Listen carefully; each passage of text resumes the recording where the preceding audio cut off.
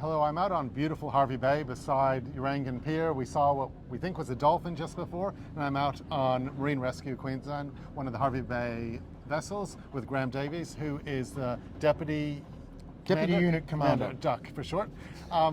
Marine Rescue Queensland, it is a new organisation, but it goes back a long way here in Hervey Bay.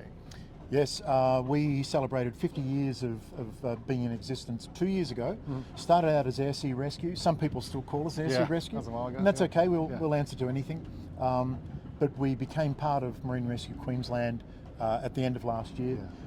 It's a great arrangement in that all the different organisations up and down the Queensland coast come under the one umbrella, under the Queensland State Government. Helps us from a funding perspective. It's a much better arrangement for us as volunteers, but also much better arrangement for the boating community as well. Yeah, and resources. I mean, everybody knows Volunteer Marine Rescue, but this larger organisation, you do what they did, just with the state government behind you. Yeah, I mean, we still rely on generous donations from the community. Hind Timber and Hervey Bay RSL have been supporters of us for at least 10 years, and every year they generously donate to maintaining our on-water capability. Hand Heart Pocket, the charity of Freemasons Queensland, donated $400,000 to the build of this boat. Fantastic. The rest of the money that went to make up the $1.4 million for this boat came out of the community. Yeah. That's a lot of sausages sizzled and a lot of people getting fed at Bunnings. Yeah, well done. This is it really brings together the community, and you have a lot of volunteers here. Never enough. We're always on the lookout for volunteers. Right now we're specifically looking for radio operators and people to join the admin team. We've got a new crew course starting up in a few weeks' time. But typical of a volunteer organisation, there's people come and there's people go. And so we're always around 70 people, counting the crew and admin support people. And what's we're always on the lookout. What's the experience like for volunteers? What kind of skills do they gain? Well, if you're crew, you gain qualifications under a national training scheme that is portable. You can use it in the marine industry here in Urangan or further afield. As a radio operator, same thing. For the admin team, they get on-the-job training. And again, it's administrative and management on-the-job training. We like to think our crew and radio training is pretty good quality, and it gives people all the skill sets to be an effective volunteer within Marine Rescue Queensland, but also to take it further afield and seek jobs. Yeah, and it must be good to be part of the team. There's a great feeling of camaraderie and teamwork. You know, the people on the boat are the crew, but the team itself extends well beyond the vessel.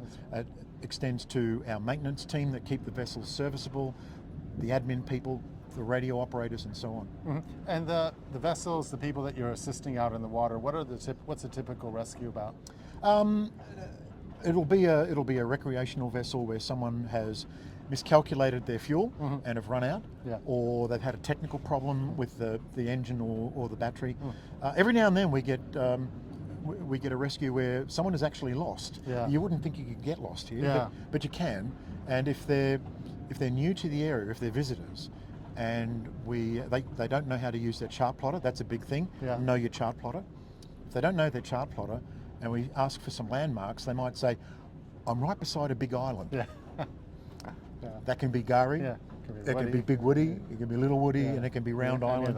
The picnics, Sandy Straits. All of those. So we like that if people know how to use their chart plotter, know how to find a latitude and longitude, have a VHF radio. Mobile phones just don't cut it here. You go past Moon Point and the quality of the phone reception just drops out. So if they have the right safety equipment on board, they know how to operate it, they wear their life jackets, not just in an emergency, have it on all the time. That makes our job so much easier. And if they can give us a latitude and longitude or an accurate idea of where they are with regard to landmarks, the Urangan jetty being a perfect one, that makes we can get to them faster, and if they're drifting, we can get them before they've drifted too far. if they've run out of water or if they need medication. That sort And of then you'd also do other work like medivacs from Gary. So the vessel we're standing on, Rescue 1, is in effect an ambulance on the water. It's been designed and built specifically to integrate with QAS. We carry a Queensland Ambulance Service stretcher on board, and when we do medivacs, we take a paramedic if it's necessary, but also a first responder, and so it means a far safer, more comfortable, and less fearful ride for the patient that we're transporting.